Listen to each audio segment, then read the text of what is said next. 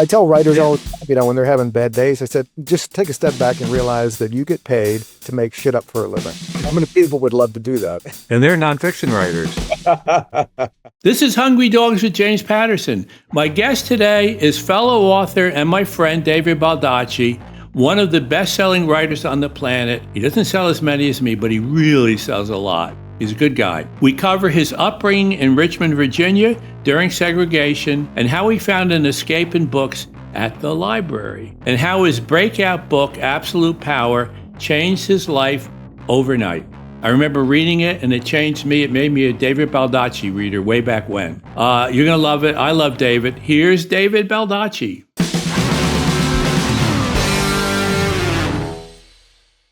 David Baldacci, damn! This is good. I'm excited. I am excited about this. I asked Stephen King, he didn't get back to me, but the heck. Is this your office? Yeah, this is my office. Yes, Northern Virginia. It's great looking. We're up in New York, up the Hudson River a little bit. Nice. That way. Yeah, it's like 2.5 miles wide here. It's beautiful. And when Rockefeller's place is that way, and he bought all the land across the river, and he never wanted anything built on. He gave it to New York State, but he said you can't build anything. So from where we are, I see nothing but mountains, which is very cool. So anyway, my grandmother, who was great, she had a thing, Hungry Dogs Run Faster, just kind of driven me. And she said, you can kind of accomplish anything you want to. You're not going to play in the NBA, so get that out of your head. But some other stuff you could do. And most important, she believed in me. Who believed in you along the way? Yeah, well, certainly my parents did. I mean, I grew up in Richmond, Virginia, right in the middle of segregation and Jim Crow, and I could have turned out very differently. But the magic formula for my family is they took me and my siblings to the library every week, and so I got to travel the world on a plane or a passport. And that really changed my whole life. And my mom gave me a journal when I was 7 or 8 years old to write down some of my stories. And, like you, I grew up in limited economic means, but that's sometimes give you a belly fire that you can do. Also, I think it helps your understanding, too, of people. If you've had, yes, I didn't have much money in the beginning and in the middle and whatever. And you just, you know where people are coming from, I think, a little better that way. Yeah. But it's nice to have someone to believe in you, for sure. Yeah. Oh, 100%. Yeah. No, we're very lucky that way. Did you ever have people along the way who didn't believe in you, your writing or whatever the heck, Of course. I mean, I spent 15 years writing short stories and, got crap in return. Not very much constructive criticism, just a lot of criticism. Right. Form letters? Yeah, you either let those wounds kill you, or you keep moving forward. And I think both of us made the decision to keep moving forward. Yeah. Yeah. No, somebody said you're lucky if you find something you like to do, and then it's a miracle if somebody will pay you to do it. So that's kind of been a little bit. I tell writers all, when they're having bad days, I said, just take a step back and realize that you get paid to make shit up for a living. How many people would love to do that? And they're nonfiction writers.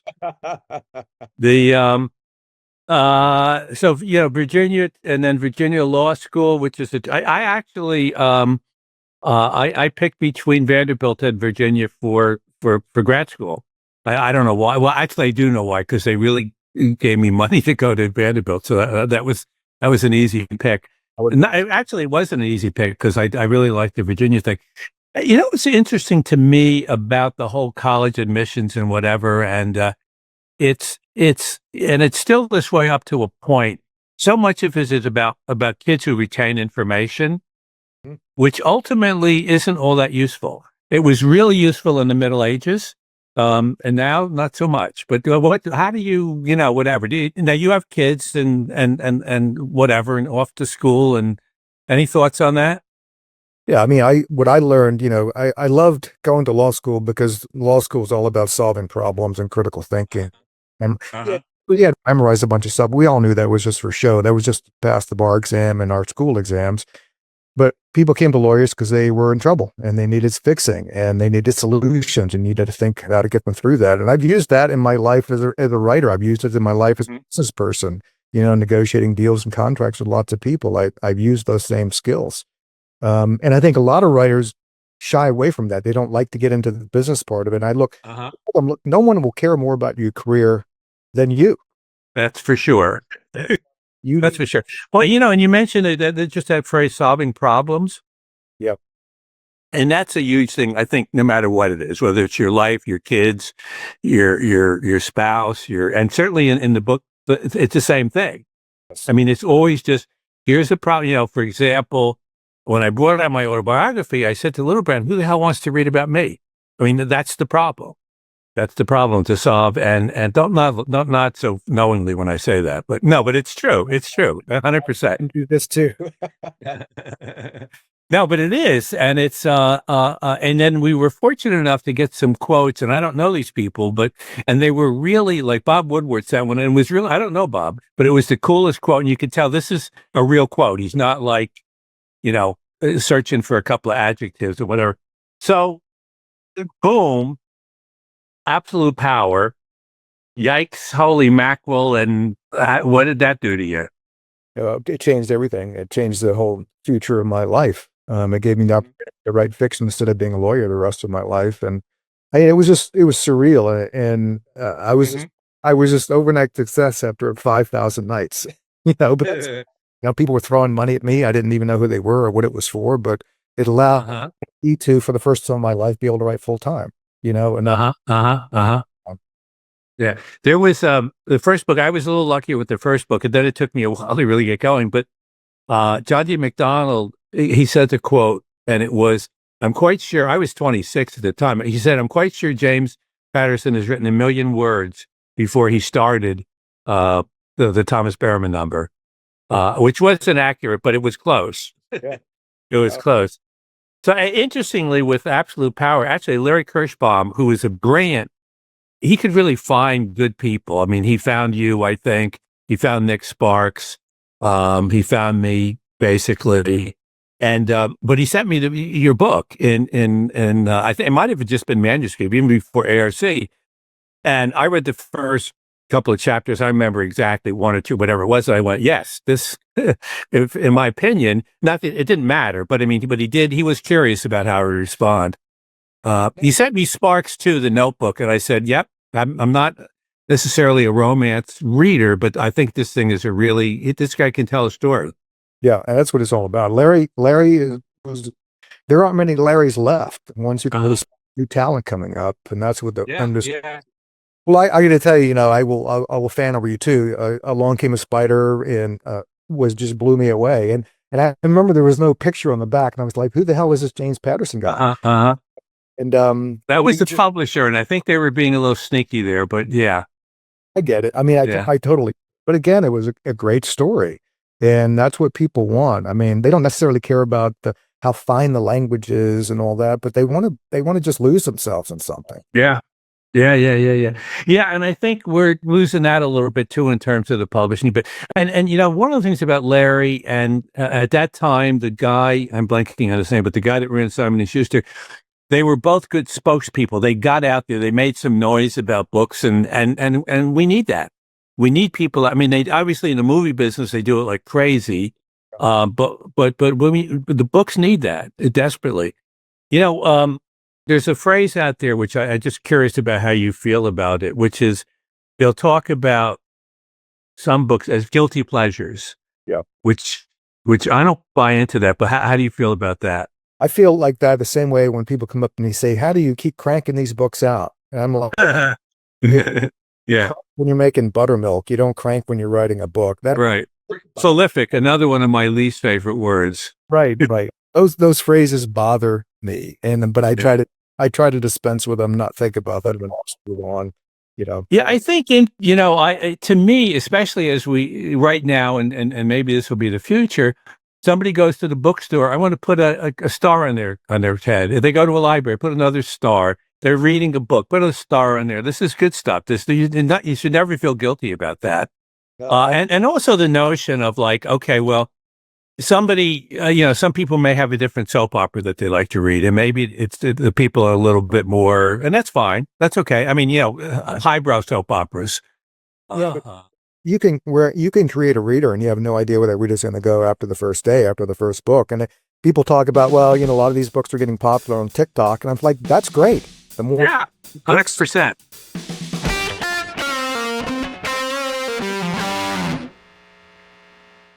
I spent a lot of time writing about people who never sleep, detectives, etc. But when I finally get to myself, I want to feel like an escape. That's where Cozy Earth comes in. Their sheets and pajamas are ridiculously soft and actually help keep you cool all night, which is cool. No waking up sweaty, no kicking the covers off at 3 a.m, just pure comfort. If you're someone who likes to curl up with a book, and I hope you are, or watch a movie on the couch, their bubble cuddle blanket is a game changer. It's plush and luxurious without being heavy, and it's one of those things you don't realize you've been missing until you have it. Cozy Earth just gets it. They make pieces that feel like slowing down, like home. It's why their pajamas, blankets, and bedding make some of the best gifts you can give this time of year. They even back everything with a 100-night sleep trial and a 10-year warranty. Try it, live with it, and if you don't love it, you can send it back. But I'm betting you won't. Give the gift of comfort that lasts beyond the holidays. This weekend only. From Thanksgiving Day through Cyber Monday, get 40% off at CozyEarth.com with code Patterson. That's me. It's the best deal of the year. It really is. And if you get a post-purchase survey, be sure to mention you heard about Cozy Earth right here from me. Help me out by liking and subscribing to Hungry Dogs. You can help a lot, so help, especially if you like the interviews. Your friends will like if you like the interviews, your friends will like the interviews, right? Do you have any friends? I don't know. Also, drop me a comment with any ideas you have to make the Hungry Dog interviews better. I'm hungry to hear what you think. Thank you. As you know, because I sent you a note about Calamity Souls, which I love. yes. I really, really, and I guess that takes you talking earlier about your experience growing up, and what was going on at that period. But I loved that. I thought it was a great story. It was really moving. The characters are terrific. And I like the 620 Man a lot too. I mean, I'm just picking those two as more recent. And you have another 620 Man coming out soon, right? Yeah, in November, To Die For. That'll be the third one. Okay. Yeah. No, well, thank you. I appreciate it. They were two very different books, but books that, I felt really compelled to write, particularly Calamity. Yeah. Now, had you been toying around with Calamity for a while, or something about it, or the area? Over a decade. My wife brought me a journal for Christmas in 2011, and I went to my little home office and wrote A Calamity of Souls, and I started to write the book. I wrote the first 150 pages by hand in that journal, and then set it aside for a year. I would go back to it and read it, and I'm never going to finish this book. And then, the last 5 or 6 years, I thought, well, I think this book is still relevant, so let's have a go at it, and finished it. I'm glad I got Peer approval, whatever, another writer. Like every once in a while, I'll send a note to Grisham. Every once in a while, but I mean, does that mean anything to you? No, it does. Yeah, absolutely does. Look, it's a competitive business. We all know that. But it's nice to get a pat on the back sometimes from people you respect too. Like if if I were a football player and I got, a note from somebody in the Hall of Fame, I would go, Yeah. Okay. Yeah, that would be cool. Yeah, I could go for that. I spent a little time with Steph Curry. That was nice. yes. A little mixed thing there. What about, you mentioned competition? Are you competitive with authors, or? Probably I was more so earlier. Are we competitors, David? Yeah. No, we are comrades. All right. That's right. But not as much as I used to be. Although, there are some writers out there who are still, I feel like they're really competitive. But then when you actually sit down and get to know them, talk to them, you have a good time. You have the same war stories you can tell. You have that experience that's similar, and things are good. I think more writers should get together more often, actually. Which brings me to the notion of the haters. Do they ever hurt your feelings, or you just kind of go like, oh, yeah, whatever? Yeah, I'm at the I don't really care stage. At this point. Why in the world would I listen to somebody I don't even know who they are or where they're from? agenda is. Life is too short for that crap. Well, at least we sign our stuff. They don't even sign it. I'd have a little bit more respect if they signed it, put their phone number so we could call them up, you know? Yeah, exactly. And their address would be even better. Yeah, right. That's right. Here's a little letter for you. So I'm sure you get asked about it a lot, so we'll try to some little spin on it. But now, one thing I read somewhere is that sometimes when you're cruising toward the end of a book, you'll do really long days, 10, 12 hours, 15 hours, whatever. Is that kind of what happens?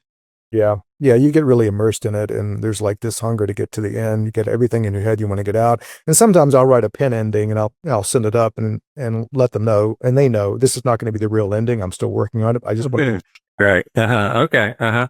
you go back and sort of, finesse it a little bit more. That's sort of like saying this doesn't work, but trust me, don't worry. I'll do something better. It will get there. Yes. Do you usually know what obviously not all the time, but do you usually know what the ending's going to be, or you think you do? No. Okay. I've tried outlining and it just doesn't work for me because I just end up That's interesting. Okay. I know, and look, I know you're an outliner and that works great. I am. To do it. Yeah. For me, not so much. I write better in the trenches when I'm actually in the middle of something, and I seem to be. But I tell people, look, you can outline, you can change. You don't have to stick to the same protocol throughout your entire career. Whatever works at that moment in time. So yeah. No, I'm not a slave to the outline, but I do like the outline. I like when I sit down that there's in theory, this is what I was supposed to write about today. For me, yep. I think for some people it's really useful, and obviously. Finnegan's Wake. I don't think if he had an outline, I'd love that. That's an outline I'd like to see, right? So years back, this is kind of funny thing. I think I was in Rome. It might have been Milan. I go into a bookstore there and I see one of your books because I recognize the cover and I go, what the hell? Somebody totally ripped him off. This guy, David Ford. So tell us about that little sucker. Yeah, so I was at home. My agent called and said, I got your Italian publishers, Mondadori. They love Absolute Power. It's going to be a great novel for them, but they have a problem with the name. I thought he meant the title of the book. But apparently Italians don't want to read books written by other Italians, particularly thrillers. So and they wanted an American name, and I didn't know what the hell that meant. And I looked out the window and I said, at the car that was parked in our driveway, and they said, okay, how about David Ford? Because we had a Ford back then. Wow, that sounds American. So the Italians loved it. They thought it was genius. So I was David Ford for a couple of books, and I was David B. Ford and David Baldacci Ford, and then David Baldacci. And I tell people later on, I think, thank God it wasn't a Maserati. It would have been the same problem. I just saw a Subaru. I just had a Subaru that I got married.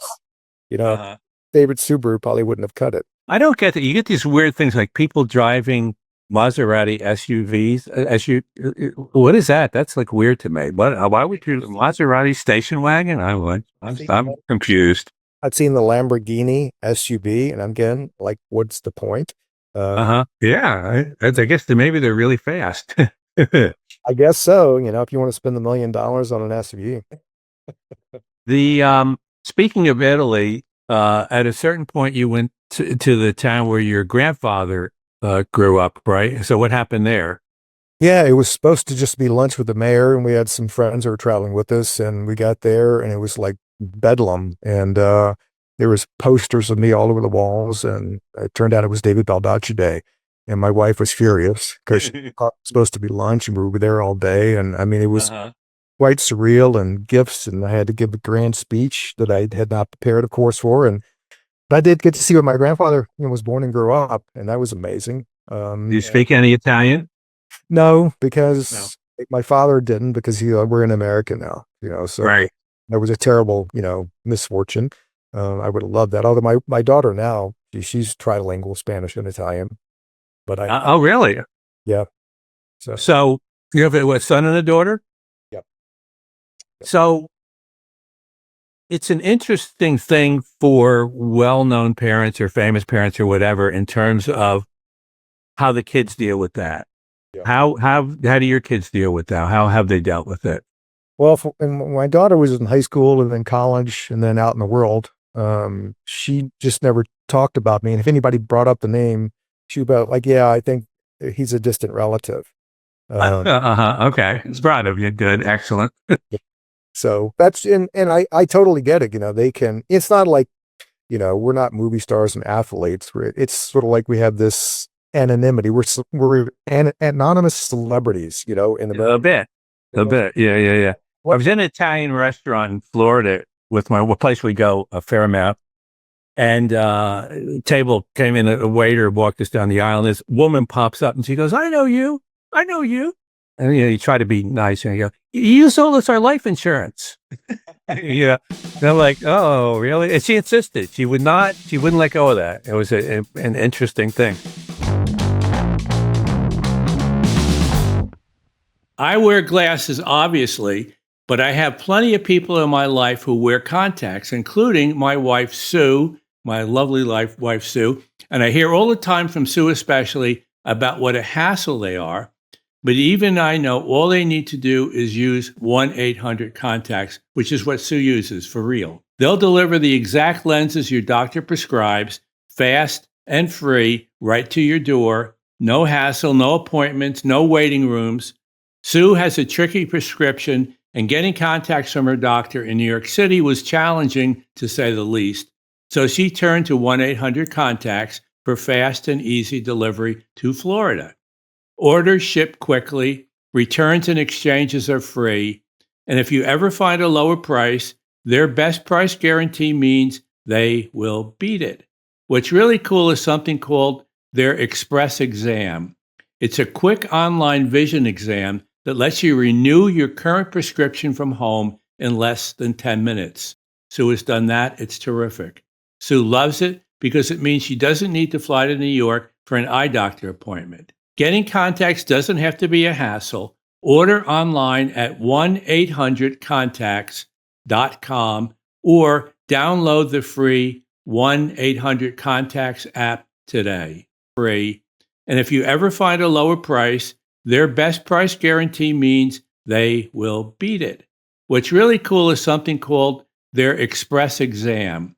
It's a quick online vision exam that lets you renew your current prescription from home in less than 10 minutes. Sue has done that. It's terrific.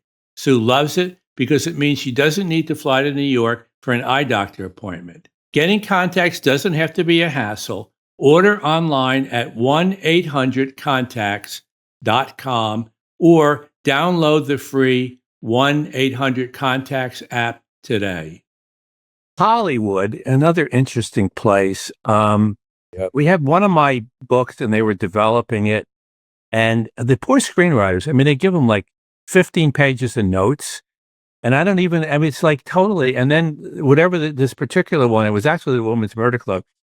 And one of the executives who is a bright person, he said, look, I let me simplify this. Both thank God, not for me, but for the screenwriter. He said, look, make us love Lindsay Boxer, who's the lead character in that, and I'll greenlight it. And that's the kind of notes that I think are useful. Oh yeah. Big notes, not the little, we can get to those things. Okay, we got the time wrong and or whatever the heck. But the big notes and some of these, you go in and you listen, and sometimes it makes me ill to listen to these things, the things you're talking to the screenwriters about, and there'll be like 12 people on the call and stuff, and you're like, really? Yeah, this is okay. This is why it's so expensive or whatever. So, what's your experience in Hollywood, though? So, Absolute Power, you do Clint Eastwood. That's interesting.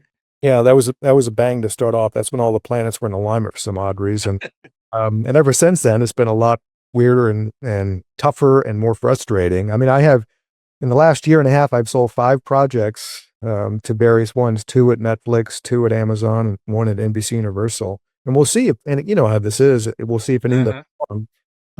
But what I try to do, because at the end of the day, any contract you sign is only worth whether you're actually willing to go to court and spend a lot of money on a lawyer to enforce it, right? So I sit down with the filmmakers and the writers before I agree to anything, before I sign a contract, to get their take on what I want to do. And if it is not close to what I want, then I just walk away. If it is, I sign the deal, then I still kind of walk away. I'm still there to give the input and help however I can. But they're going to do it, and I'm going to trust them to do it well. And if it gets made, it'll be great. I don't obsess over this stuff anymore. It's apples and oranges. And Yeah. I don't, just because it's just, you go crazy if you're going to, I mean, at a certain point, which we're not at, where it's like, oh my God, I really need this, to happen really, really, really. And then I can, but it's just sort of a different thing now. And you get used to it and you go, okay, fine, whatever. The new cross thing has been shot and tested for, so I know that that's a go Right. in November. And we have actually a documentary on the terrible murders in Idaho, and that's shot and edited. So I believe in those. We started The President is Missing, a book I did with President Clinton, and we had shot and then COVID came. We shot 4 days and they never went back, and that was the end of it, that's the worst so far. We shot 4 days and okay, that's over. Yeah. I know. Well, typically you think, okay, if they're actually out there shooting, it's been cast and they're on location doing it, but COVID blew everything up, and then the writers and strikes came. The writer's strike. Yeah. Then we have this, AI looming over all of us. What is that going to mean going forward in the future? I don't trust any of these tech guys to get this right, by the way. The AI thing is such a mystery. The only thing I bring up with that, I can't remember the guy's name. He was one of the Eagles, well, not Henley or whatever, with the Eagles, and known as kind of a wild man. And they went to him and they asked him about what the effect would be on music. And he said, look, until AI can come in there, wreck a hotel room and throw the television out into the swimming pool, I'm not going to worry about it. Which was, I like that answer, because it was like, it's kind of a stupid question anyway, because we don't know. And I love that answer. It was just such a great, wonderful answer.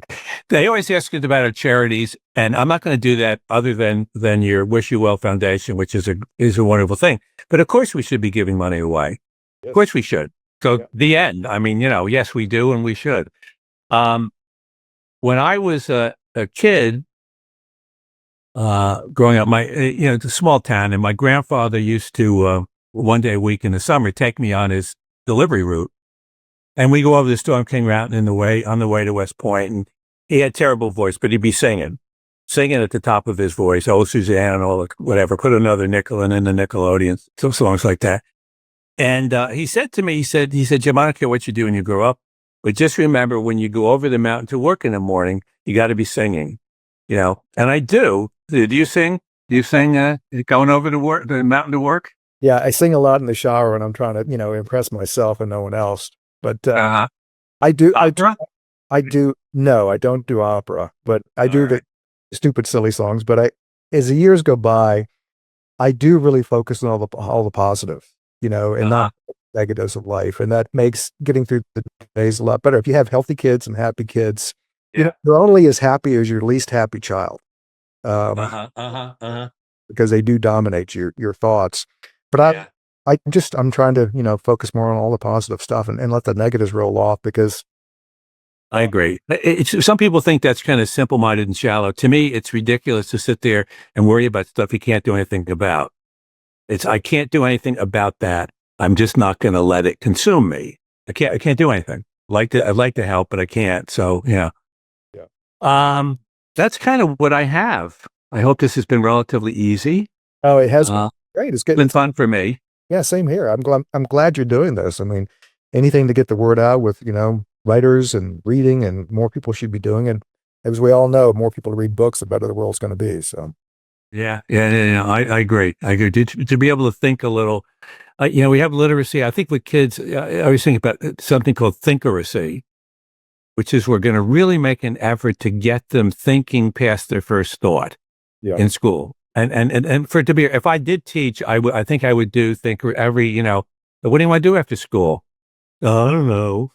Now, you could play soccer, you could read a book, you could rob a liquor store. So many possibilities, and just getting people thinking past that first thought or the blank page. Yeah. And for a lot of kids, it's getting past the blank page. Yeah. Okay, now you see the blank page, there's nothing there. Let's write a letter on, A. Okay, that's a good start. At any rate. All right, so good. Thank you so much for doing this. It's really fun for me, and I love your shirt. That's a cool shirt, man. That's a good, I like it. Yeah. P for Patterson, or also Penn, but whatever. Thank you. This is great. Yeah, we'll have a good rest of the summer, Jim. Take care. Say hello to your wife. You too. Yeah, don't write too many books. Not that I'm competitive. Thanks for joining me on this episode of Hungry Dogs. Help me out by liking and subscribing to the show. We want to get these interviews out to as many people as we can. You can help a lot. If you like the interviews, your friends will like the interviews. So help. Also, drop me a comment with any ideas you have to make the Hungry Dog interviews better. I'm hungry to hear what you think. I love new ideas. Thank you.